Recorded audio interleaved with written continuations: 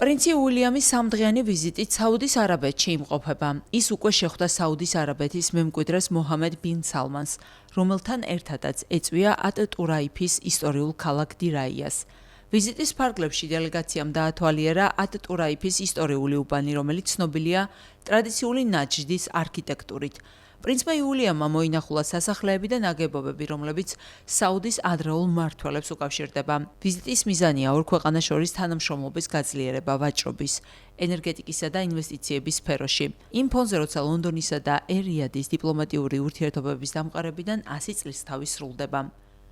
საუდის არაბეთში მოგზაურობის მეორე დღეს პრინცი უილიამი დაესწრება ახალგაზრდა საუდელი გოგონების მონაწილეობით გამართულ სპორტულ ღონისძიებას, რომელზეც გოგონები ფეხბურთის საბაზისო უნარებს სწავლობენ. ბრიტანელი პრინცის ვიზიტი რეგიონში ლონდონსა და ერ-რიადს შორის პოლიტიკური და ეკონომიკური ურთიერთობების გაღრმავების ნაწილია.